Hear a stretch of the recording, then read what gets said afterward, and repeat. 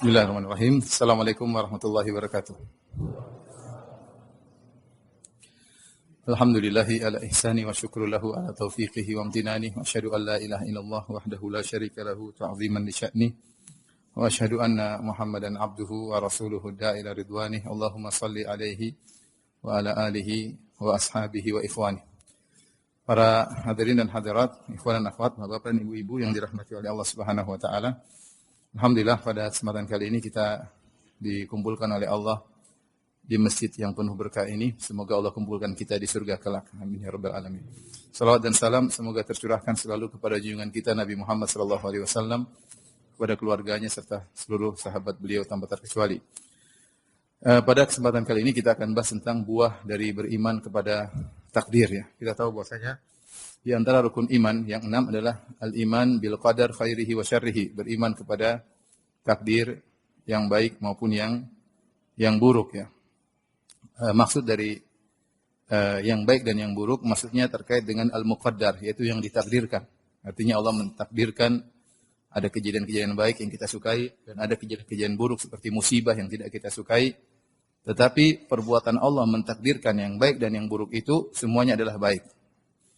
Karena perbuatan Allah mentakdirkan yang baik atau yang buruk itu semuanya dibangun di atas hikmah. Ada hikmah di balik itu semua.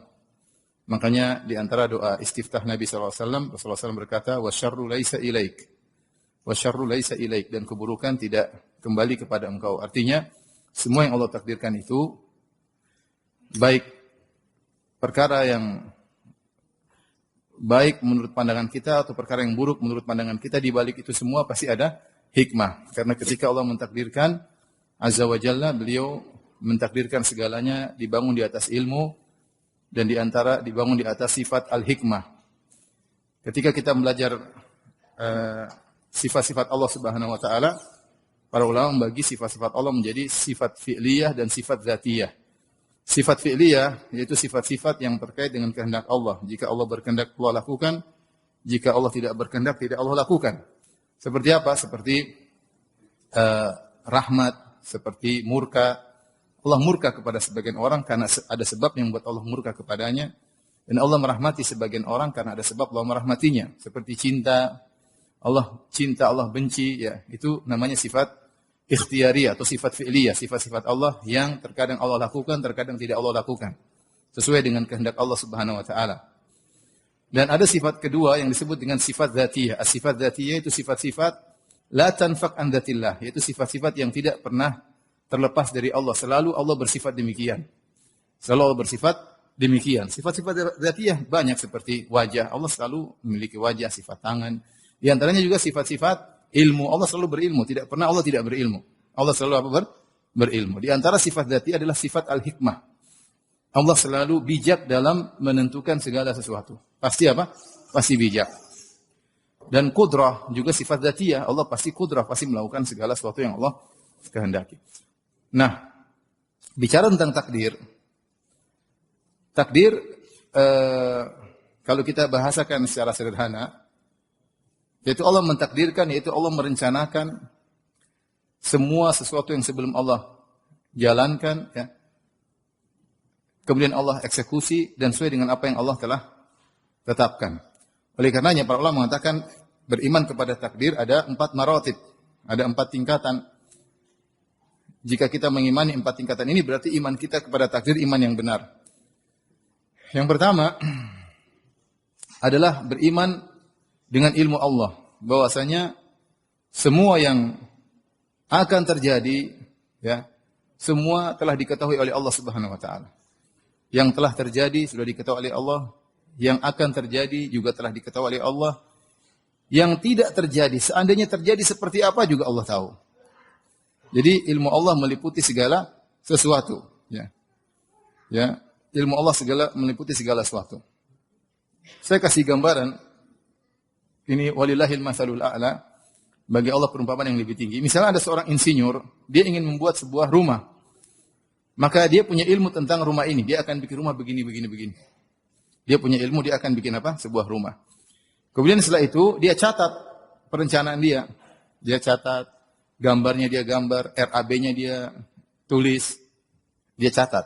Setelah itu dia jalankan, dia eksekusi pembuatan rumah tersebut. Dan seluruh anak buah yang mengerjakan rumah tersebut sesuai dengan kehendak dia. Ini gambarannya. Ini seorang insinyur yang bikin sebuah apa? Rumah. Sebelum dia bikin, dia punya ilmu atau tidak? Punya ilmu. Setelah itu dia catat di RAB, dia catat di perencanaan, dia catat di gambarnya, di arsiteknya, dia catat. Setelah itu dia eksekusi, dan seluruh eksekusinya sesuai dengan kehendak dia. Namun namanya kalau manusia, dia hanya bisa merencanakan sebagian, dia tidak tahu apa yang terjadi di depan. Ternyata biaya membengkak dan sering terjadi. Biaya membengkak. Ternyata ada yang miss, ada yang salah. Ternyata ada perubahan. Ternyata harga besi menjadi naik misalnya. Ternyata di tengah jalan dia berubah. Oh kayaknya kurang bagus, dia rubah gambarnya. Itulah kalau insinyur manusia. Kira-kira itu gambaran sederhana tentang takdir. Allah Subhanahu wa taala sebelum menciptakan alam semesta, Allah sudah punya perencanaan. Rencana tersebut di dalam ilmu Allah Subhanahu wa taala. Kemudian Allah tuliskan di Lauhil Mahfuz. Allah tulis di mana? Lauhil Mahfuz, rencana tersebut. Kemudian Allah eksekusi, selesai. Eksekusi tersebut tidak ada yang luput, tidak ada yang salah, semuanya sesuai dengan yang Allah rencanakan. Itu baru namanya insinyur yang hebat kalau manusia. Maka Allah ahsanul muqaddirin. Allah Subhanahu wa taala adalah yang terbaik dalam menciptakan, merencanakan sesuatu, tidak ada satupun yang keluar dari perencanaan Allah Subhanahu wa taala. Ini saya kasih gambaran apa? Sederhana. Makanya ketika para ulama mengatakan iman kepada takdir 4 maratib, yaitu tadi kira-kira berilmu sebelum menciptakan, kemudian Allah catat ilmunya tersebut dalam Lauhil Mahfuz, kemudian semua yang terjadi di atas kehendak Allah, tidak ada yang keluar dari kehendak Allah. Yang keempat, eksekusi, penciptaan. Allah ciptakan apa yang Allah rencanakan tadi. Itulah 4 maratib tingkatan takdir. Yang pertama apa? Saya ulang. Yang pertama ilmu, yang kedua catatan, yang ketiga kehendak, yang keempat eksekusi, yaitu penciptaan. Coba tadi ada berapa? Yang pertama apa? Ilmu. Yang kedua mencatat. Yang ketiga kehendak. Yang keempat eksekusi, itu menciptakan. Kalau insinyur ya membuat bangunannya. Kalau Allah menciptakan. Ini logika sederhana untuk takrib, untuk memudahkan kita paham tentang masalah takdir. Inilah akidah Ahlussunnah wal Jamaah, akidah umat Islam secara umum. Dan diyakini oleh hampir seluruh umat Islam. Kita nggak usah bicara tentang orang ngaji. Ya, ibu kita saja yang mungkin tidak pernah ngaji, kalau terjadi sesuatu, sudah takdir ya piye katanya. Mau bagaimana lagi, sudah takdir. Orang-orang tua kita aja bilang begitu, apa sudah takdir. Wes sudah digariskan sama yang di atas. Mereka yakini hal ini, bahwasanya semua sudah direncanakan, ditetapkan oleh apa? Allah. Sudah digariskan, sudah ditetapkan, sudah mau diapain lagi, kita nggak bisa menghindar. Beda ketika kita bicara akidah Yahudi. Akidah Yahudi, Allah Subhanahu wa taala ternyata tidak tahu apa yang bakalan terjadi. Dalam Bible, dalam perjanjian lama, dalam kitab Kejadian, Allah menyesal. Jadi dalam Bible perjanjian lama Allah menyesal. Allah menyesal kenapa Allah ciptakan manusia, ternyata manusia jadi penjahat. Maka Allah menyesal telah menciptakan apa? Manusia. Ketika ada kata Allah menyesal, berarti Allah ketika membuat tidak berencana dong. Atau rencananya meleset, ya kan? Atau rencananya apa?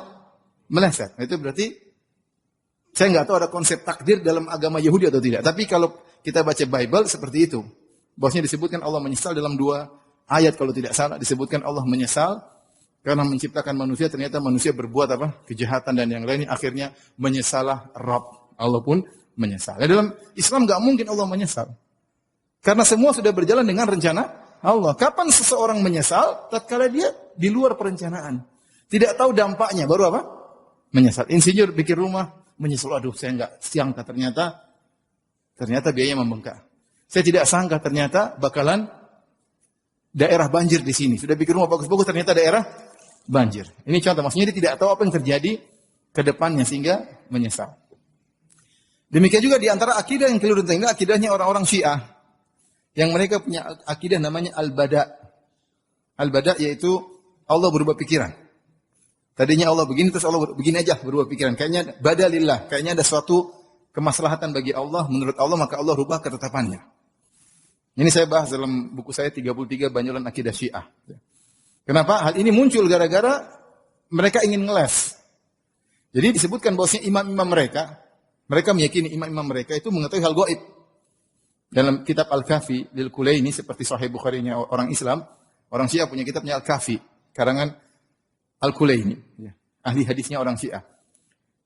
Di sini disebutkan ada akidatul bada, yaitu Allah badalillah, yaitu Allah berubah pikiran. Jadi mereka meyakini imam mereka tahu tentang ilmu gaib, sehingga imam-imamnya terkadang meramal sesuatu akan terjadi begini, akan terjadi begini. Ketika tidak terjadi, maka anak buahnya nuntut, ya imam, Anda mengatakan demikian, ternyata tidak terjadi. Apa kata sang imam? Allah berubah pikiran. Allah berubah apa? Pikiran. Nah itu tidak mungkin dalam akidah Islam. Kalau akidah Islam semua telah direncanakan. Skenario sudah ditulis dalam Lauhul Mahfuz dan sudah dijalankan, dan apa yang terjadi sekarang sesuai dengan apa yang Allah catat. Nah, oleh karenanya untuk memahami akidah takdir kita harus tunduk otak kita. Jangan suka tanya kenapa begini, kenapa begitu. Karena akan ada permasalahan cuma itu. Loh, kok Allah takdirkan gini? Kok Allah takdirkan begitu? Kenapa saya mengalami ini? Kenapa harus dia yang begitu? Kenapa bukan saya? Kenapa harus saya? Nah, seperti itu. Itu pertanyaan-pertanyaan yang tidak akan bisa dijawab kecuali ilmu kita selevel dengan ilmu Allah. Paham? Sederhananya begini, ada insinyur kemudian bikin rumah, terus ada anak kecil datang, terus insinyur bikin besi, dia bingung, ini apa ini, kenapa begini, kenapa harus begini, kenapa? Mau dijelaskan enggak? Apa ini anak masih kecil, otaknya enggak nyampe. Itu baru level sang anak ini dengan level insinyur. Bagaimana otak kita dengan Allah Subhanahu wa taala yang Allah mengatakan wa ma utitu minal ilmi illa qalila, kalian tidak diberi ilmu kecuali cuma sedikit, banyak hal yang tidak bisa kita pahami banyak sekali. Apalagi masalah takdir ini keterkaitannya dengan alam semesta. Alam semesta dengan benda-benda di langit, dengan banyak hal. Allah menulis suatu perencanaan yang nalar kita tidak sampai. Oleh karenanya untuk bisa beriman dengan takdir, enggak usah tanya, kok begini, kok begitu. Allah berfirman, la yus'alu amma yaf'alu wa hum yus'alun. Allah tidak ditanya tentang apa yang dia lakukan. Jangan tanya, kenapa begini, kenapa begitu. Itu kalau fisika boleh, kenapa begini, kenapa begitu, biologi. Karena kalau perbuatan Allah, la yus'alu amma yaf'alu wa hum yus'alun. Allah tidak boleh ditanya tentang apa yang dia kerjakan. Tetapi merekalah manusia yang akan ditanya, kenapa kalian berbuat. Ini kunci kita dalam memahami apa? Takdir. Ketika seorang mulai masuk dalam ranah ini, kenapa begini, kenapa begitu, dia akan tersesat. Seperti orang-orang Mu'tazilah. Tentu ini pembahasannya panjang, masalah iman dengan takdir, tapi bukan itu pembahasan kita.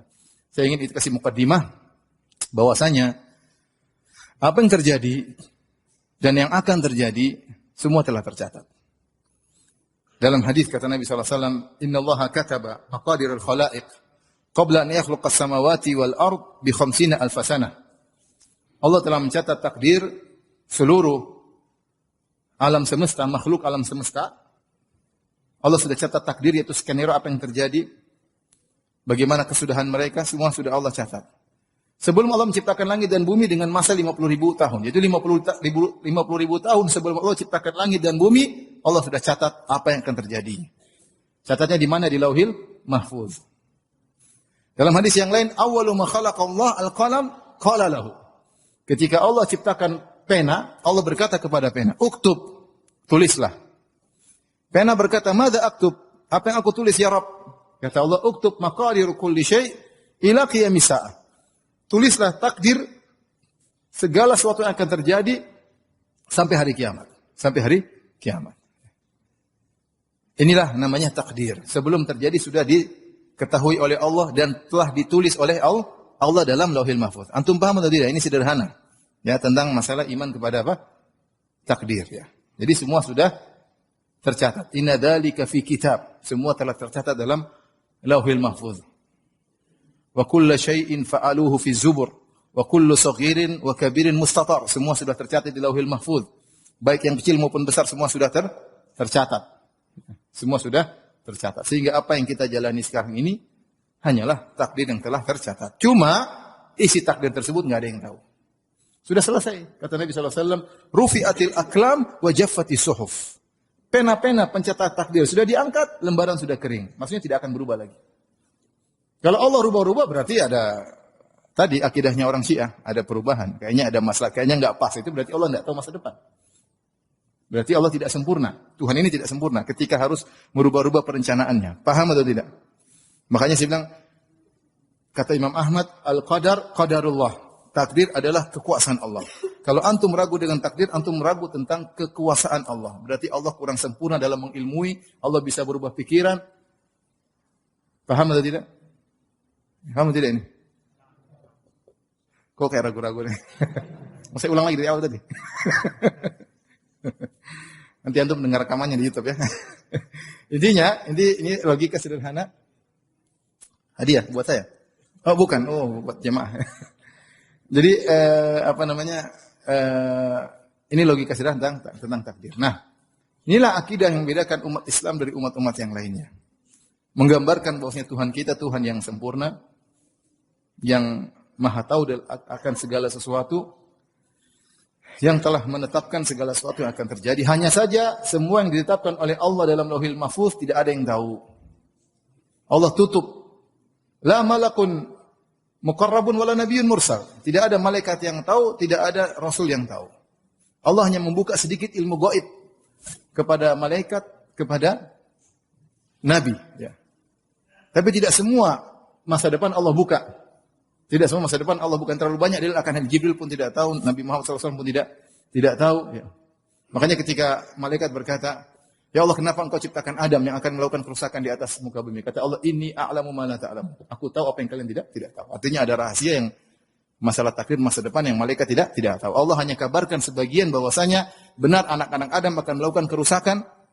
Tapi kenapa Allah ciptakan seperti itu? Kenapa harus diciptakan? Allah tidak kabarkan kepada malaikat. Allah hanya mengatakan, Inni a'lamu ma la ta'lamun. Aku tahu apa yang kalian tidak ketahui. Baik. Nah, apa sih buah kita beriman kepada takdir? Banyak. Di antaranya, saya akan sebutkan insyaAllah mungkin 8 poin atau 9 poin ya. Yang pertama, ikhwan dan akhwat yang dirahmati oleh Allah Subhanahu wa taala, jika kita beriman kepada takdir, ini paling penting untuk kehidupan kita sekarang ini, kita akan bersabar biiznillah taala. Bersabar. Karena semua yang kita alami, semua yang kita rasakan, semua yang kita jalani, ya, sudah digariskan oleh Allah Subhanahu wa taala. Ma asabaka lam yakun liyukhti'ak wa ma akhta'aka lam yakun liyusibak. Tidak akan sempurna iman seorang sampai dia yakini ma asabaka lam yakun liyukhti'ak. Apa yang akan menimpamu tidak mungkin kau menghindar darinya. Wa ma akhta'aka, apa yang meleset darimu lam yakun liyusibak, tidak akan bisa mengenaimu. Ya. Ketika kita mendapati musibah yang tidak kita sukai, ya sudah mau diapain? Sudah digariskan. Buat kita bisa lebih bersabar. Ma asaba min musibatin fil ardi wala fi anfusikum illa fi kitabin min qabli an nabra'aha. Inna dzalika 'ala Allah yasir. Tidak ada suatu musibah yang terjadi di atas muka bumi atau menimpa diri kalian illa fi kitabin, kecuali tercatat di Lauhil Mahfuz, min qabli an nabra'aha, sebelum Allah ciptakan musibah tersebut. Sudah tercatat di Lauhil Mahfuz. Wa dzalika 'ala Allah yasir, itu mudah. Karena takdir itu mudah bagi Allah. Allah berilmu, Allah buat skenario, Allah tulis, Allah jalankan. Ini semua mudah bagi Allah. Inna dzalika 'ala Allahi yasir. Buat apa? Likai la ta'sau 'ala ma fatakum. Agar kalian tidak putus asa dari apa yang luput dari kalian, yang terlalu bersedih. Wala tafrahu bima atakum, dan juga jangan sombong atas apa yang kalian dapatkan karena semua sudah digariskan. Karena semua digariskan. Jadi ketika kita dapat musibah, sudah kita yakin ini sudah digariskan, kamu berusaha semaksimal mungkin pun tidak akan bisa menghindar. Ya. Tidak akan bisa menghindar. Ya. Makanya la yanfa'ul hadar ma'al qadar. Kehati-hatian, kewaspadaan kalau sudah bertabrakan dengan takdir tidak ada faedahnya. Sudah digariskan. Sudah digariskan. Mau berjaga-jaga, mau usaha, tapi kalau sudah takdirkan tidak akan bisa terhindar. Nah, ketika kita tahu akan iman kepada takdir, apa yang menimpa kita, ya sudah, kita serahkan kepada Allah. Ya sudah, ini sudah digariskan. Sehingga kita mudah untuk bersabar. Ya. Oleh karenanya ketika cucu Nabi SAW meninggal, ya, dari Usamah bin Zaid radhiyallahu taala anhuma, qala kunna inda Nabi SAW fa arsalat ilaihi ihda banatihi tad'uhu wa tukhbiruhu anna sabiyan laha aw ibnan laha fil maut. Kata Usamah bin Zaid radhiyallahu anhu, kami bersama Nabi sallallahu alaihi wasallam. Kemudian ternyata ada putri Nabi kalau tidak salah Zainab, mengirim utusan kepada Nabi SAW, mengabarkan bahwasanya putranya atau putrinya, kalau tidak salah Umamah, putri apa namanya Zainab, Umamah bintu Abil As radhiyallahu taala anhuma, ya, sakit atau meninggal, ya. Kemudian disampaikan kepada Nabi sallallahu alaihi wasallam. Ini cucu Nabi. Maka Rasulullah SAW berkata, "Irji ilaiha," kepada utusan tersebut, kembalilah kepada putriku Zainab, fa akhbirha, kabarkan kepada dia. Anaknya meninggal, anna lillahi ma akhadha wa lahu ma a'ta. Sungguhnya milik Allah yang Allah ambil. Artinya anakmu itu adalah milik Allah, makanya Allah ambil. Walahu ma'ata, dan apa yang Allah berikan kepada kita pun itu milik Allah Subhanahu wa taala. Wa kullu syai'in indahu bi ajalin musamma, dan segala sesuatu ada ajalnya, telah tercatat. Ya, semua sudah tercatat ajalnya. Anakmu meninggal sudah tercatat maksudnya. Wal tasbir wal tahtasib, sampaikan kepada putriku agar dia bersabar dan dia mengharap pahala. Dia mengharap pahala. Artinya tidak bisa terhindar. Mau anaknya Nabi, mau cucunya Nabi, mau Nabi SAW pun kalau waktunya meninggal akan meninggal. Tidak bisa dihindari. Jadi ini meringankan beban ketika kita tertimpa musibah. Ya. Saya sering kasih kasih lelucon. Saya bilang misalnya kalau sering saya bilang bapak-bapak, saya bilang sering misalnya ibu-ibu lah atau bapak-bapak ya.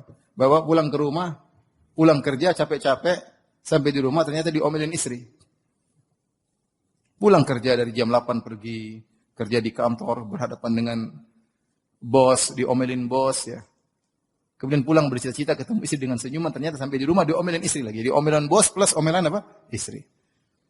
Untuk sabar bilang apa? Wahai sayangku, sungguhnya omelanmu telah tercatat 50.000 tahun sebelum Allah ciptakan langit dan bumi. Antum sabar itu. Jadi sudah mau diapain? Ini omelan nggak bisa dihindari. Ke depan masih kita usahakan, tapi ini omelan sudah terjadi, tidak bisa dihindari. Sudah tercatat 50.000 tahun sebelum Allah ciptakan langit dan bumi. Jadi 9 dicatat, sudah lama. Ini catat, nggak bisa dihindari. Mau diapain? Dan seperti itu. Jadi kalau kita terkena musibah, kita ingat ini sudah takdir. Ya, ini semua sudah ketentuan Allah. Tidak ada yang bisa menghindar dari ketetapan Allah Subhanahu wa taala. Ini yang pertama. Yang kedua, di antara faedah dari beriman kepada takdir yang tadi Allah sebutkan, yaitu tidak sombong. Tidak sombong. Ya. Illa fi kitabin min qabli an nabra'aha inna dzalika 'ala Allah yasir likai la ta'sau 'ala ma fatakum wa la tafrahu bima atakum. Agar kalian tidak sombong dengan apa yang Allah berikan kepada kalian. Kalau kita berhasil, kita mungkin jadi penguasa yang sukses, kita mungkin ya berhasil naik jabatan, kita mungkin berhasil naik pangkat, mungkin kita berhasil mendidik anak-anak, mungkin kita berhasil mendidik keluarga, mungkin kita berhasil bangun masjid, mungkin banyak hal keberhasilan yang kita raih. Jangan kita sombong. Karena semua sudah digariskan 50.000 tahun sebelum menciptakan langit dan bumi, engkau akan membangun masjid, engkau akan berhaji misalnya, engkau akan umrah, engkau akan menjadi seorang dai, engkau akan menulis sebuah buku-buku agama, ya. Engkau akan begini, engkau akan begitu. Semuanya sudah ditakdirkan sehingga tidak perlu sombong. Toh ini kamu hanya menjalankan garis yang telah ditulis oleh Allah Subhanahu wa taala. Nah, kalau kita tidak yakini takdir, kita merasa sombong. Karena saya, kita lupa diri. Allah ingatkan, semua telah tercatat. Agar kau tidak sedih kalau terkena musibah, dan kau tidak sombong kalau mendapatkan keberhasilan. Sebenarnya ini inti dari beriman kepada takdir itu adalah ini. Bukan untuk bertanya, kok Allah begini, kok Allah begitu. Kapan kelompok-kelompok firqah sesat muncullah, firqah Qadariyah dan firqah Jabariyah, karena mereka masuk pada ranah yang bukan ranah mereka. Masuk dalam ranah kenapa Allah begini, kenapa Allah begitu. Kalau begitu ya nggak akan sampai, karena akal kita tidak bakalan sampai. Tapi ranah kita sebagai makhluk adalah agar tidak terlalu bersedih dan agar tidak sombong ketika mencapai keberhasilan. Toh keberhasilan yang kita dapatkan itu ya sudah takdir. Ya, saya kalau bicara misalnya, saya nggak usah bicara saya aja lah. Saya bisa belajar di Madinah. Saya tidak melakukan sebab-sebab tertentu. Artinya saya tinggal di suatu keluarga yang Alhamdulillah, dulu kami tidak ada yang sholat di keluarga. Satu keluarga tidak ada yang sholat. Yang pertama kali sholat, seingat saya adalah saya. Pertama ngaji sholat 5 waktu, baru kemudian adik-adik saya. Seingat saya ya. Kemudian kakak semuanya, ibu semuanya. Ya. Tapi kita hidup di keluarga yang tidak mengenal sholat. Artinya sebab hidayah nggak ada. Sebab hidayah itu tidak ada. Ya. Jadi kalau saya kadang putar TV ada lihat imam Masjid Haram, tidak terpikir saya mau haji, mau umroh, nggak ada. Maksudnya nggak tertarik. Jadi tidak ada dari kecil cita-cita mau jadi ustadz tuh nggak ada. Nggak ada. Jadi sebab hidayah, kalau saya pikir nggak ada. Udah hidup di satu, saya sholat rutin itu satu SMA baru saya sholat. Nah, saya ingat di kompleks saya juga, ya saya ingat saya orang-orang juga jarang sholat. Orang-orang juga jarang sholat. Jangankan sholat Jumatan aja orang jarang. Tidak tahu sekarang insya Allah sudah pada baik. Tapi zaman saya kompleks agak seperti itu. Jadi kurang. Jadi kalau saya mau bilang sebab hidayah kurang. Dia dengan seorang yang tumbuh di dua orang tua yang kemudian mungkin ustadz dan ustadzah. Kalau anak jadi ulama sih wajar. Atau anak jadi ustadz wajar. Kalau saya bicara saya zaman dahulu kemudian tinggal di kondisi yang seperti itu. Artinya sebab untuk menuntut ilmu hampir-hampir tidak ada. Pikiran semuanya adalah duniawi. Ya. Pikiran duniawi. Ini menjalani kegiatan sampai SMA, kemudian. Tapi seperti itu. Seperti Allah. Ya ini namanya nikmat. Makanya tahadus bin nikmat. Saya ceritakan nikmat yang Allah berikan kepada saya. Secara sebab tidak ada, tapi Allah takdirkan begitu. Mau diapain? Itu namanya jangan sombong. Jangan sombong. Ada salah seorang murid saya datang, Ustaz saya dulu paling benci dakwah salaf. Setiap ada dakwah saya lawan, saya cerca, tapi saya seperti kayak seperti kambing congnya atau seperti sapi yang ditarik hidungnya, Allah ajak kepada manhaj salaf. Dari benci kepada manhaj salaf sekarang jadi dai. Artinya dia berusaha untuk menentang manhaj salaf, tapi Allah mentakdirkan dia mengenal manhaj apa? Salaf. Artinya apa? Dia melakukan sebab anti dakwah. Tetapi justru Allah tunjukkan dia menjadi penolong dakwah. Ini gimana? Itu namanya takdir. Itu namanya takdir. Maka kalau kita meraih keberhasilan, jangan kita sombong. Inilah manfaat utama dari beriman kepada takdir. Kalau terkena musibah ya sudah, mau diapain? Qadarullah. Apalagi antum sudah prosedural, sudah berusaha, sudah berdoa, sudah maksimal, sudah ikhtiar, kemudian hasilnya tidak sesuai dengan yang antum inginkan, ini namanya takdir. Kalau dapat sesuatu, jangan sombong. Baik, faedah yang ketiga. Agar kalau kita beriman kepada takdir, kita tidak ujub. Kenapa tidak ujub? Karena kita tidak tahu bagaimana kesudahan kita. Makanya sesuatu yang menggelisahkan para ulama dahulu adalah masalah al-khawatim. Bagaimana kesudahan mereka? Mereka nggak tahu.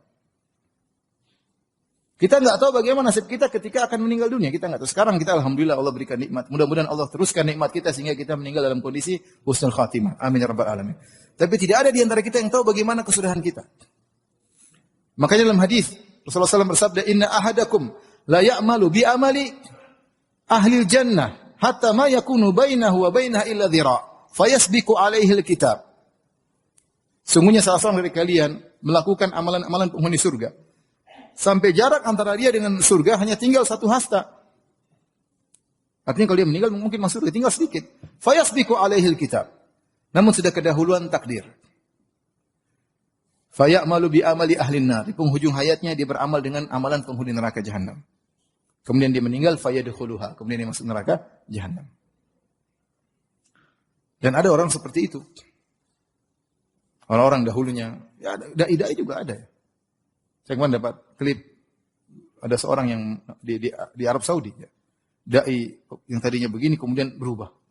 Yang tadinya menasihati para pemuda untuk tiba-tiba joget-joget. Subhanallah. Ini zaman sekarang. Zaman sekarang. Dahulu ada namanya Abdullah Al-Qasimi. Abdullah Al-Qasimi katanya dia dari Mesir tapi dia tinggal di Qasim. Kemudian dia pakar akidah. Sampai dia menulis kitab Sirah Bainal Tauhid wal Wathaniyah. Pertarungan antara tauhid dengan paganisme, dengan penyembahan terhadap selain Allah Subhanahu wa taala. Itu dia bantah syubhat dia. Bukunya sangat top, sangat bagus sampai banyak ulama memuji dia. Sampai ulama bikin syair-syair tentang buku ini saking hebatnya buku ini. Di penghujung dia kayaknya murtad. Bayangkan sudah jadi pakar akidah di puncak ilmu. Di puncak ilmu akidah. Sampai bantahin ahlu syirik. Dia bantah. Bukan cuma sekedar ngerti. Dia bantah mereka, syubhat-syubhat mereka dia habisi. Ke ujung-ujungnya dia ragu tentang Islam. Hati sangat lemah. Oleh karena tidak ada yang boleh ujub. Mau dia pakar apapun, dia tidak tahu bagaimana penghujungnya. Sudah ada contoh-contoh orang-orang seperti itu. Yang penghujungnya kemudian dia berubah. Sebagian teman-teman mungkin tidak sampai tahapan begitu. Saya dulu punya teman-teman, saya pertama ngaji di UGM, saya ingat si fulan, saya tanya gimana mereka. Mereka itu dulu yang penyebab kita dapat hidayah. Bagaimana semangat mereka mengajak kita untuk ngaji ada di kelas. Saya tanya gimana si fulan? Waduh sudah tidak ngaji lagi Ustaz.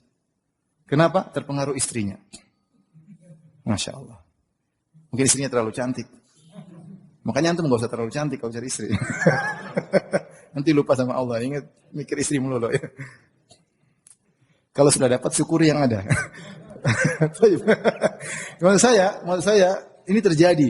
Jadi kita nggak tahu penghujung kita bagaimana. Sebaliknya antum jangan meremehkan orang. Antum lihat orang maksiat, mungkin ahlul bidah, suatu saat bisa sadar dia. Kita nggak tahu. Inna ahadakum la ya'malu bi amali ahlin nar. Hatta ma yakunu bainahu wa baina ila dhira'. Sungguh salah seorang dari kalian melakukan amalan penghuni neraka jahanam. Sampai jarak antara dia dengan neraka tinggal 1 hasta. Fayasbiqu alaihil kitab. Dia sudah kedahuluan takdir. Fayamalu bi amali ahlil jannah. Kemudian di akhir hayatnya dia beramal dengan amalan penghuni surga. Fayadkhuluha. Kemudian dia masuk surga. Kata Ibnu Daqiqil Id rahimahullah ta'ala dalam syarah Arba'in Nawawiyah untuk mengangkat husnuzan kita kepada Allah, kata Ibnu Daqiqil Id, model yang kedua lebih banyak daripada model yang pertama. Artinya bekas penjahat lebih banyak daripada bekas ustaz. Benar bekas ustaz jadi penjahat ada. Tapi lebih banyak orang jahat kemudian apa? Sadar banyak. Tapi kita tidak boleh ujub karena kita tidak tahu kesudahan kita bagaimana. Di antara hal antum mungkin rasakan. Terkadang kita agak goyang iman kita ketika kita diuji dengan ujian yang berat. Kita mulai suudzon sama Allah. Itu kita alami kadang-kadang. Wa zulzilu hatta yaqula ar-rasulu walladzina amanu ma'ah mata nasrullah. Mereka digoncang sampai Nabi dan pengikutnya berkata, kapan datang pertolongan Allah Subhanahu wa taala? Maksud saya, Allah berfirman, "Wa minan nasi may ya'budullah ala harfin, fa in asabahu khairun itma'anna bih, wa in asabatu fitnatun inqalaba ala wajhihi. Khasirat dunya wal akhirah. Dzalika huwal khusranul mubin." Dalam surat Al-Hajj kata Allah Subhanahu wa taala, di antara manusia ada yang beribadah kepada Allah cuma tidak totalitas, hanya di ujung-ujung saja. Di antara bukti dia beribadah hanya di ujung-ujung saja, kalau dia dapat kebaikan, imannya tenang. Dia tenang. Kata Syekh Sa'di rahimahullah, dia tenang, tentram, bukan karena imannya, tapi karena kebaikan yang dia rasakan. Dia ridho dengan kebaikan. Wa in asabathu fitnatun inqalaba ala wajhi. Tapi kalau dia ditimpa dengan kesulitan, dia murtad. Jadi yang buat dia tenang itu bukan imannya ternyata, tapi tenang karena duniawi. Nah ada orang supaya kita terkadang seperti kita lemah iman kita nggak tahu sampai kapan kita bisa bertahan. Maka jangan pernah ujub dengan apa yang sudah kita raih sekarang. Jangan ujub, jenggot kita sudah panjang, jangan ujub. Jangan ujub kita sudah cingkrang, jangan ujub kita sering salat 5 waktu. Jangan ujub dengan sedekah yang sudah kita sedekahkan, jangan ujub dengan ceramah yang sudah kita sampaikan, jangan ujub dengan ilmu yang sudah kita raih. Jangan ujub Anda menjadi pakar ini, enggak ada ceritanya. Kalau Allah rubah, Allah bolak-balikan hati manusia, mudah sekali hati berubah. Di antara sebab hati kita berubah kalau kita ujub. Makanya ketika para ulama bahas tentang Abdullah Al-Qasimi, mereka mengatakan dia terkena ujub. Bisa jadi dia terkena apa? Ujub. Karena bayangkan tulis buku, keren, detail, bantah syubhat, dipuji sana sini, malah dia yang tersungkur. Sang penulis sendiri yang tersungkur. Karenanya dengan beriman kepada takdir, karena kita tidak tahu bagaimana penghujung kita, tidak usah ujub. Kita nggak tahu bagaimana ujung kita. Jangan terpedaya dengan pujian manusia. Jangan terpedaya orang-orang semua menunjukkan tangan kepada kita. Jangan terpedaya dengan penghormatan orang kepada kita. Jangan terpedaya dengan bangunan masjid yang sudah kita bangun.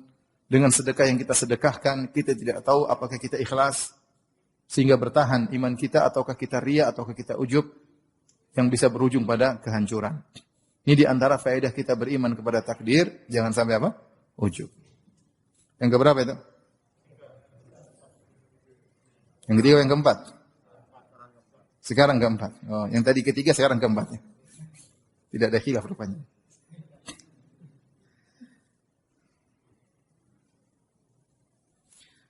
Di antara faedah kita beriman kepada takdir,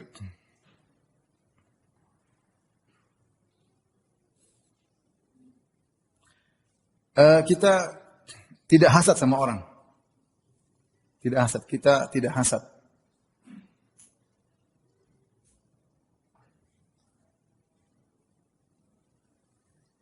Orang yang beriman kepada takdir hatinya bersih. Dia sudah tahu semua ditakdirkan.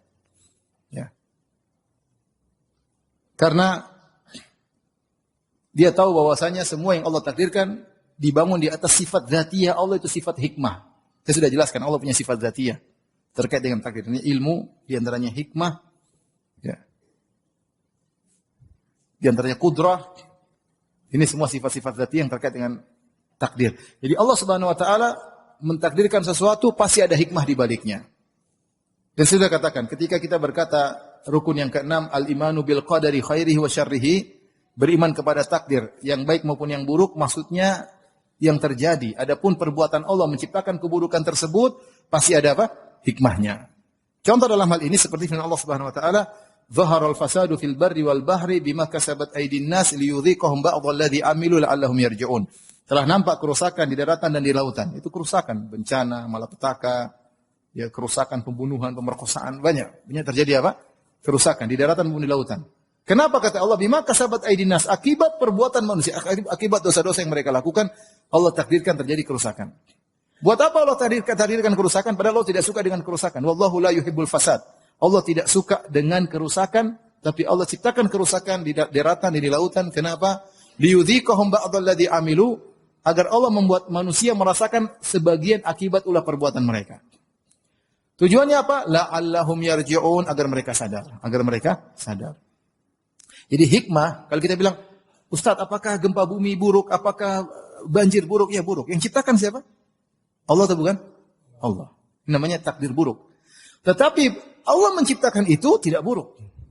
Wa syarru laisa ilaik, tidak ada keburukan yang kembali kepada Allah. Di balik penciptaan Allah terhadap bencana-bencana ada hikmah yang Allah kehendaki. Ada hikmah yang Allah kehendaki. Ibnu Qayyim bahas panjang lebar dalam Syifaul Alil. Ini bahasanya panjang, dan orang-orang ateis punya syubhat yang saya tidak ingin sampaikan sekarang. Tapi intinya begitu. Intinya kita meyakini bahwasanya di balik itu semua ada hikmah. Nah, di antara hamba-hamba Allah ada orang yang tidak bisa jadi baik kecuali Allah jadikan dalam kondisi kaya. Seandainya Allah jadikan dia miskin, dia akan rusak. Dan di antara hamba-hamba Allah tidak ada yang bisa bikin dia baik kecuali dalam kondisi miskin. Kalau dia kaya, dia rusak. Antum milih yang pertama ya. Tapi yang jadi tentukan bukan antum. Di antara hamba-hamba Allah ada yang tidak bisa jadi baik kecuali kalau dia sehat. Kalau dia sakit, dia rusak. Dia rusak, dia tidak percaya sama Tuhan atau tidak bersyukur. Dan di antara hamba-hamba Allah ada yang tidak baik kecuali dia sakit. Kalau dia sehat, dia bahaya. Yang tahu itu semua siapa? Allah Subhanahu. Jadi ada orang yang tidak bisa baik kecuali apa? Kaya. Kalau dia miskin, dia mungkin rusak. Nanti bisa jadi Allah uji dia dengan kemiskinan pada saatnya. Ketika imannya sudah cukup, Allah buat dia jadi miskin. Ada hamba-hamba Allah yang tidak bisa baik kecuali dalam kondisi miskin. Miskin dia beribadah kepada Allah, dililit utang terus, setiap hari berdoa, ya Allah. Kalau dia kaya, ngaco. Dia kaya, mungkin dia berzina, mungkin dia joget-joget, mungkin minum khamar, mungkin musik-musikan. Mungkin main judi, mungkin gak pernah sholat, mungkin gak pernah nangis karena Allah Subhanahu wa taala, rusak. Jadi Allah biarkan dia miskin terus. Antum maunya yang pertama kan? Yang kedua antum kurang suka ya. Tapi tadi pilihan di sisi Allah, bukan kita yang milih. Allah lebih tahu tentang kemaslahatan kita daripada kita yang kita rencanakan. Di antara hamba Allah ada yang tidak baik kecuali sehat. Kalau dia sakit mungkin dia tidak beribadah, mungkin dia malas, mungkin dia benci sama syariat. Dan di antara hamba Allah ada yang tidak baik kecuali dia sakit. Kalau dia sehat mungkin dia ngaco ya. Jadi kita tahu semua di balik apa yang Allah tetapkan adalah ada hikmahnya. Dengan demikian, seorang tidak akan hasad. Dia tahu bahwasanya apa yang Allah gariskan kepada setiap makhluk sesuai dengan ilmu Allah Subhanahu wa taala. Ada hikmahnya. Ada hikmahnya. Ya. Maka tidak perlu dia berangan-angan sesuatu di luar kemampuan dia. Jangan sampai orang tua berkeinginan untuk jadi muda kembali, ya sudah. Nah, wala tatamannaw ma faddalallahu bihi ba'dakum ala ba'd. Lirrijali nasibun mimma kasabu walinisa'in nasibun mimma iktasaban was'alullaha min fadlih. Kata Allah, janganlah sebagian kalian berangan-angan memiliki apa yang dimiliki oleh sebagian yang lain. Jangan laki-laki ingin seperti perempuan, jangan perempuan seperti laki-laki. Masing-masing punya jatah sendiri-sendiri. Laki-laki punya jatah untuk beramal dengan kodratnya sebagai laki. Wanita punya ranah untuk beramal sesuai dengan kodratnya sebagai wanita. Jangan laki-laki nuntut seperti wanita, jangan wanita nuntut seperti laki-laki. Jangan wanita bilang, coba saya jadi laki-laki, saya bisa keluar ke sana kemari, jalan-jalan. Jangan, kamu perempuan di rumah. Jangan laki-laki bilang, coba kalau saya jadi perempuan bisa hamil, bisa punya anak, bisa gendong ya. Jangan. Jangan. Masing-masing punya ranah untuk beraktivitas, masing-masing punya ranah untuk bisa beramal saleh. Tetapi was'alullaha min fadlih, mintalah karunia dari Allah Subhanahu wa taala. Nah, kalau kita beriman pada takdir, sudah Allah takdir saya gini, saya berusaha, tapi jangan saya hasad sama orang. Kalau saya dijadikan begitu, belum tentu saya bisa bersyukur. Saya bilang aja contohnya ya, saya bicara masalah ranah dai. Kita di tanah air ya, dai bermacam-macam ya. Ada yang mungkin kalau dia bikin pengajian mungkin ribuan, masjid nggak cukup, jalan nggak cukup, semua nggak cukup, ada. Sebagian saat kita masya Allah seperti itu. Ada yang dai mungkin yang hadir cuma 10 orang, 20 orang. Ada yang mungkin 5 orang, ada yang mungkin sendirian, tidak ada muridnya. Ya. Dan ini terjadi bukan di sini, di Saudi juga begitu. Dulu sempat tersebar foto seorang dai, syekh bukan dai, syekh, doktor di Masjid Nabawi, dia ceramah yang hadir cuma 1 orang. Tapi dia ceramah tetap, dia sampaikan ilmu. Yang hadir cuma berapa orang? 1 orang. Nah, jangan sampai orang yang mungkin yang hadir sedikit hasad kepada orang yang hadirnya banyak. Sungguhnya yang hadir banyak itu dia sedang diuji oleh Allah Subhanahu wa taala. Antum kira mudah menjaga hati ketika yang hadir banyak, bisa ujub, bisa riya, bisa sombong, bisa angkuh, bisa sok, bisa macam-macam. Karena suasana bisa merubah hati seseorang. Ya sudah, antum 2-3 orang ikhlas. Nah, apa yang hadir sedikit tapi apa? Ikhlas. Jangan sampai sudah hadir sedikit hasad lagi, sombong lagi. Jadi maksud saya, ini contoh saya bicara tentang para dai, ya sudahlah. Dia punya ujian. Saya kalau dikasih audiens sebanyak Ustadz Fulan mungkin belum tentu saya ikhlas. Belum saya ikhlas. Kita nggak tahu yang Allah yang pilih yang terbaik buat kita. Sehingga tidak perlu kita hasad kepada yang kita minta kepada Allah, ya Allah mudahkan ilmu saya diterima. Ya Allah mudahkan wahlul 'uqdatam min lisani yafqahu qawli. Ya Allah angkatlah kekakuan dari lisanku agar mereka bisa paham apa yang aku sampaikan. Mudahkan aku bisa menyampaikan materi yang aku siapkan. Seperti itu.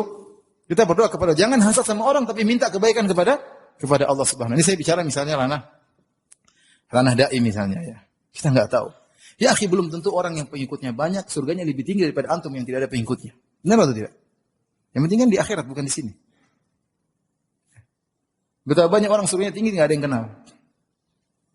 Jadi jangan memang kalau kecuali ada ketentuan yang pengikutnya paling banyak, surganya paling tinggi ya kita banyak-banyakan pengikut. Tapi kan tidak, ternyata ada nabi laisa ma'ahu ahad. Ada seorang nabi tidak ada pengikutnya sama sekali. Yang penting antum baik dengan Allah Subhanahu wa taala. Allah tahu yang terbaik bagi antum. Kalau antum dijadikan tenar tersohor, belum tentu antum ikhlas. Belum tentu antum ikhlas. Makanya kalau antum lagi misalnya panitia pengajian, tidak mesti antum harus dekat sama ustaz. Oh, saya ingin dekat dengan ustaz. Kalau antum tidak jadi dekat terus ya sudah. Antum sudah salam ustaznya cuekin ya sudah. Antum dekat sama ustaz belum tentu ikhlas. Nanti foto sama ustaz upload niatnya apa? Buat nikah lagi. Jual nama ustaz untuk kawin lagi, ngawur. Foto kemudian masuk. Niatnya apa? Foto-foto kemudian masukkan ke dalam Instagram atau foto sama ustaz. Ya Allah yang tahu niatan. Maksud saya itu berat, itu pun bisa merubah niat seseorang. Jadi Allah lebih tahu mana yang terbaik bagi antum. Antum berusaha tidak usah hasad sama orang. Tidak usah hasad sama orang ya. Yakin apa yang Allah tetapkan itu yang terbaik bagi antum. Semua ada hikmahnya, Tugas antum hanyalah ikhtiar dan berusaha. Baik.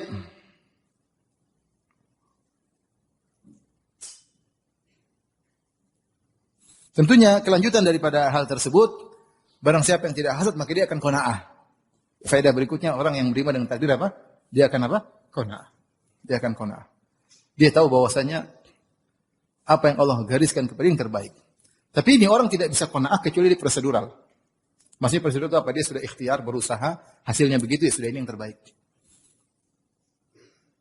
Tapi kalau dia tidak prosedural, maka dia sulit untuk qanaah. Maksud saya seorang berusaha, berdoa, berusaha. Kalau dia sudah berusaha dan berdoa, hasilnya begitu, yakin itu yang terbaik. Qanaah. Inilah yang Allah gariskan buat saya. Ya. Dan qanaah adalah kebahagiaan.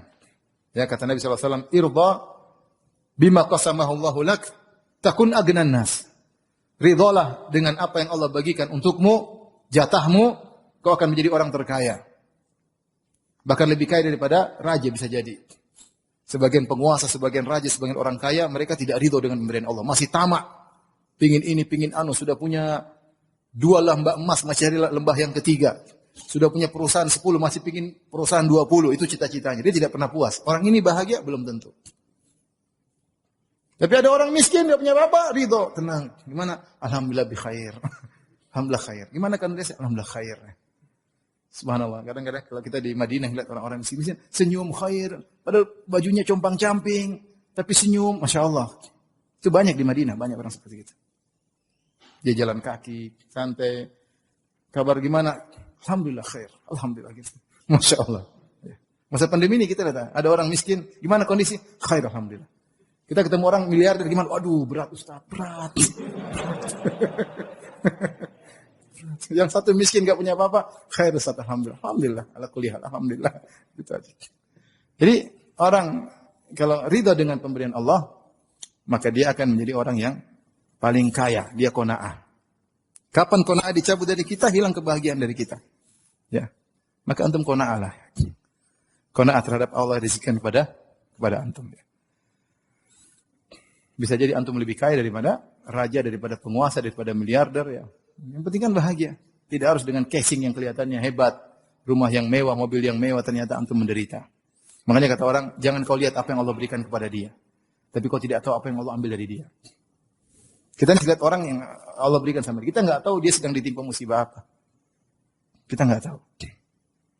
Kelihatannya orang kayaknya happy-happy, ternyata di balik itu dia ada penderitaan yang dialami.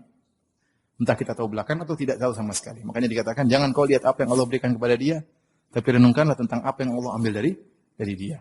Karenanya, di antara doa yang hendaknya kita hafalkan, as'aluka ridha ba'dal qadha. As'aluka ridha ba'dal qadha. Ya Allah, aku minta kepada engkau keridhaan hati setelah kau tetapkan keputusan untukku. Ini hati kadang-kadang merontak, tidak sesuai dengan keinginan. Hilanglah qanaah dari hati kita. Ketika qanaah hilang, maka kita tidak akan bahagia. Jadi ini di antara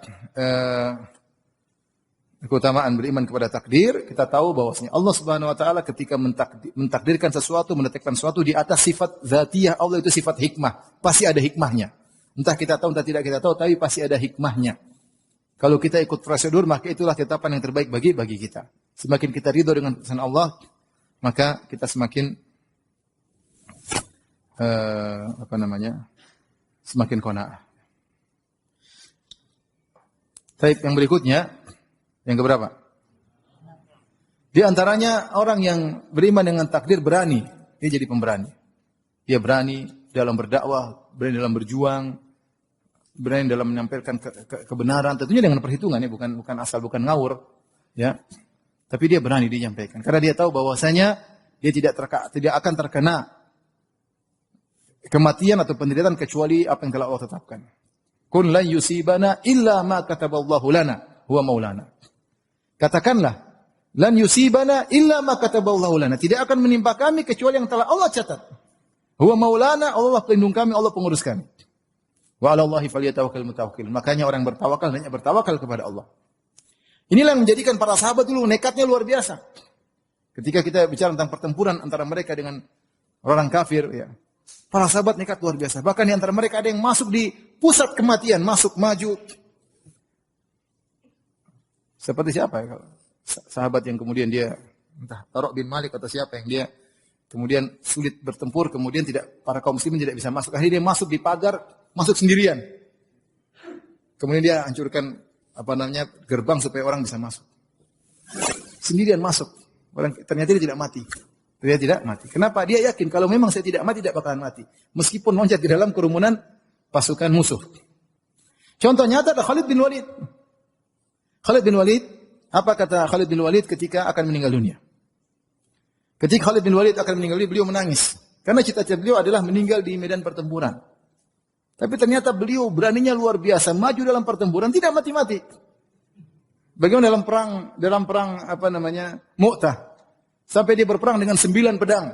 Luar biasa. Pedangnya patah. Ambil pedang kedua, patah lagi, ambil pedang ketiga. Masya Allah, kuatnya tangannya, saya pedang yang patah. Kalau kita baru pertama, tangan kita yang patah. Saya bayangkan subhanallah, Khalid bin Walid perang sampai 9 pedang, pedang terakhir tidak patah. Tapi 8 pedang patah di tangannya. Bagian pertempuran luar biasa. Ya, tapi tidak mati. Yang meninggal pun luar biasa. Contoh Ja'far bin Abi Thalib ketika meninggal, ditemukan di tubuhnya 80 sekian bekas luka. Tombak, panah, pedang, tapi semua di depan, enggak ada di belakang sama sekali. Artinya dia tidak pernah mundur sedikit pun. Ketika dia maju perang, tikam 1, tikam 2 masih terus berperang. Semua luka di bagian apa depan tubuhnya. Dia mukbil ghairu mudbir, maju terus tidak pernah mundur. Khalid bin Walid ini contoh. Ketika dia akan meninggal, dia menangis, dia berkata, "Ma min amalin arja indi ba'da la ilaha illallah min lailatin syadidatin al-jalid fi sariyatin min al-muhajirin." Battaha atau apa ini? Wa ana mutatarris was sama'u tanhal alayya wa ana antadhiru subha hatta aghiru 'ala al-kuffar atau ughiru 'ala al-kuffar. Fa alaikumul jihad. Ini tentang jihad ya. Dia berkata, tidak ada amal yang paling aku harapkan, yang paling aku banggakan di hadapan Allah agar aku bertemu Allah seperti suatu amalan yang paling aku sukai, yaitu di malam yang sangat dingin. Kemudian aku pun tidur di bawah apa namanya perisaiku, sementara hujan turun, menunggu besok pagi-pagi menyerang musuh. Itu amal yang paling saya sukai. Ini penderitaan kan? Malam-malam dingin nungguin hujan turun, tunggu sampai besok subuh. Lama atau tidak? Lama. Dia bilang itu amal yang paling saya banggakan. Bertemu dengan Allah Subhanahu wa taala. Ya. Maka hendaknya kalian berjuang di jalan Allah Subhanahu wa taala. Laqad syahidtu kada wa kada zahfan. Aku sudah menghadiri sekian puluh peperangan gabung dengan musuh. Ya. Wa ma fi jasadi mawdi'u shibrin illa wa fihi darbatu sayfin aw ramyatin bisahmin aw ta'natin bi rumhin. Tidak ada di tubuhku satu jengkal kecuali situ pasti ada luka. Entah luka karena pedang, sayatan pedang, atau luka karena tombak, atau luka karena panah. Setiap jengkal pasti ada luka. Siapa Khalid bin Walid? Yang Allah sebut, yang lain mengatakan sayfun min suyufillah, pedang Allah. Wa ha anadha amutu ala firashi hatfa anfi kama yamutul ba'ir. Nah, sekarang saya ternyata tidak meninggal di medan pertempuran, saya meninggal di tempat tidur. Sebagaimana hewan unta yang meninggal di tempatnya. Kemudian dia berkata, laqad talabtul qatla fi madhannihi falam yuqaddar li ila an amuta ala firashi. Aku telah mencari kematian di tempat-tempatnya, itu aku masuk dalam medan pertempuran agar aku meninggal mati syahid. Ternyata Allah tidak mentakdirkan aku meninggal di situ. Ya. Kemudian kata beliau, fala namat ayunul jubana. Ya. Jadi mencelanya orang-orang penakut itu, yang takut mati. Aku ini mau mati-mati enggak mati-mati. Dia ingin menyampaikan demikian. Ya. Ini contoh ya. Ya. Aku ini mau mati enggak mati-mati. Artinya kalau belum ditakdirkan tidak akan apa? Mati. Jadi inilah ketika para sahabat mereka beriman dengan takdir, maka mereka berani. Mereka berani berjuang, mereka berani berdakwah, mereka berani menyampaikan kebenaran. Itu bayangkan bagaimana Rib'i bin Amir ketika bertemu dengan Rustum. Dia datang sendirian. Dengan Rustum kepala panglima Persia dengan puluhan ribu pasukannya, Rib'i datang sendiri. Ditanya, "Ngapain kau ke sini? Ngapain kalian ke sini?" Kata dia, "Kami diutus oleh Allah, ibta'atsana Allah." Kami diutus oleh Allah untuk apa? Untuk mengeluarkan manusia dari peribadatan kepada manusia, dari peribadatan kepada makhluk menuju peribadatan kepada pencipta makhluk. Dia sendirian. Dia tidak takut sama sekali. Itulah para sahabat. Oleh karenanya seorang ketika dia melakukan satu kegiatan, dia ingat kepada takdir dan dia kalau sudah takdir mau diapain. Tapi jangan ngawur juga ya. Semuanya dengan apa? Perhitungan. Tapi inilah yang menjadikan dulu para sahabat sampai dakwah tersebar, sampai Islam tersebar karena iman mereka kepada takdir. Lihat kata Khalid, saya sudah berusaha waqad talabtul qatla fi madhannihi. Aku sudah mencari kematian di tempat-tempat yang akan datang kematian, tapi walam yuqaddar alayya, aku tidak ditakdirkan untuk mati dalam pertempuran. Maka fala namat ayunul jubana, itu orang-orang penakut itu ya. Nih, takut-takut ngapain? Takut-takut ngapain? Ada sebagian teman cerita ya. Ada seorang ustadz yang pergi ke kemanusiaan, pergi ke Suriah waktu itu bawa obat-obatan ya. Ketika mereka terkadang diskusi. Salah satu orang ustadz saya kenal, dia duduk di suatu sandaran gitu. Tiba-tiba dia pergi. Tiba-tiba dia kayak gelisah gitu, dia pergi ke tempat tersebut, tiba-tiba ada bom di tempat itu. Jadi subhanallah, kalau Allah tidak takdirkan tidak bakalan mati. Dan temannya cerita sama saya, ketika saya sudah meninggal, temannya bilang, Ustaz itu pernah bilang sama kita, Ustaz, setiap peluru sudah tercatat. Kalau tidak tercatat untuk kamu, tidak bakalan mati. Teorinya begitu ya. Tapi maksudnya ada orang seperti itu ya. Kalau peluru tidak tercatat bahwa saya tidak bakalan mati. Dan benar, buktinya ketika dia cerita saat dia duduk, mereka lagi kumpul-kumpul, tahu-tahu dia kayak nggak enak, dia pergi. Baru dia pergi sebentar, kemudian ada bom mengenai lokasi di mana dia duduk. Kalau memang tidak ditakdirkan, tidak bakalan mati. Wa'lam annal ummata law ijtama'u ala ayyadurruk, kata Nabi kepada Ibnu Abbas, ketahuilah kalau manusia satu dunia berkumpul untuk memberi kemudaratan kepadamu, lan yadurruk, mereka tidak bakalan bisa memberi kemudaratan kepadamu illa ma qad kataballahu alaik, kecuali yang Allah telah takdirkan untukmu. Kalau tidak. Rufi'atil aqlam wa jaffatis suhuf. Pena sudah diangkat dan lembaran sudah kering. Kalau Allah tidak takdirkan, maka tidak bakalan terkena. Inilah di antara hal yang membuat seorang tidak gentar ketika dia beriman kepada Allah. Kalau waktunya mati, mau mati sekarang, mati di sini, mati di sana, tetap aja mati. Man lam yamut bisayfi mata bi ghairihi. Ta'addadatil asbabu wal mautu wahid. Kalau tidak meninggal karena sayatan pedang, maka akan meninggal dengan sebab yang lain. Tinggal meninggal mulia atau tidak. Ta'addadatil asbab, sebab-sebab banyak, wal mautu wahid, dan kematian cuma ujungnya menuju pada kematian. Taib yang berikutnya, yang keberapa? Iman yang benar kepada takdir mengantarkan seorang berikhtiar, selalu berikhtiar. Kenapa? Karena dia tahu Allah sudah mencatat semuanya, tapi Allah merahasiakannya. Dan ketika Allah mencatat takdir, Allah punya aturan sunnatullah. Harus berusaha. Bukan cuma bersandar kepada takdir, namun tidak berusaha. Itu salah. Ya. Kita beriman dengan takdir bukan berarti kita pasrah kepada sesuatu yang tidak kita ketahui. Seperti saya sering ditanya, Ustadz, kalau saya ternyata ditakdirkan masuk neraka, buat apa saya beramal soleh? Saya bilang, iya buat apa? Kalau kau sudah takdir masuk neraka, percuma kau beramal soleh. Ujungnya kau masuk apa? Neraka. Tapi kan kamu nggak tahu takdirmu apa.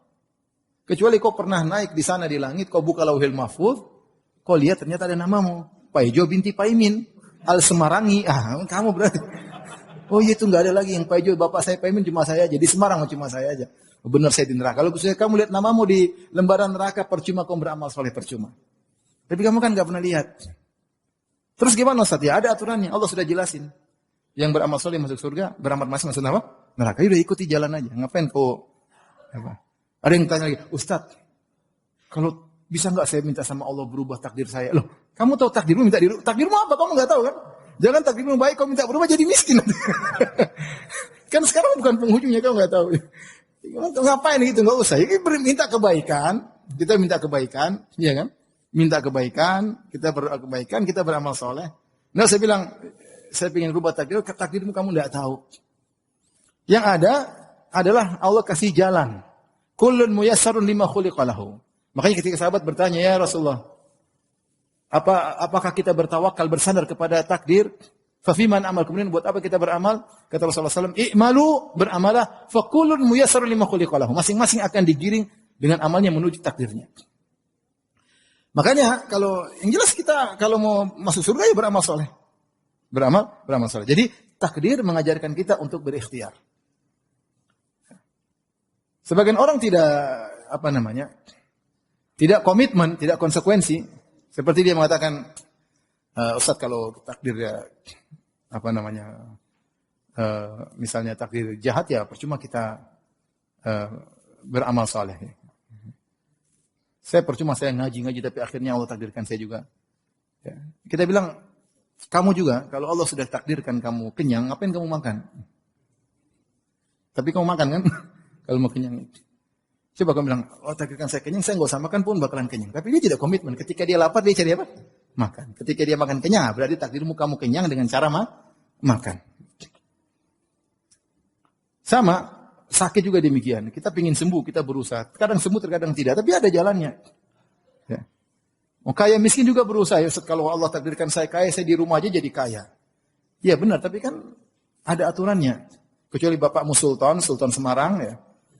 Kemudian bapakmu meninggal, kamu dapat warisan di rumah saja, nggak apa-apa. Kamu bukan Sultan Semarang bapakmu yang masalahnya. Ya udah kamu berusaha. Jadi ketika beriman takdir kita harus berikhtiar. Dan itu yang dipraktikkan oleh Nabi SAW. Nabi SAW saja dalam perang Uhud, Rasulullah SAW pakai baju perang 2, pakai helm, ya. Rasulullah pasang strategi, Rasulullah musyawarah terlebih dahulu sallallahu alaihi wasallam, kemudian pasang strategi, kasih peringatan jangan sampai turun. Semuanya sebab. Semuanya sebab.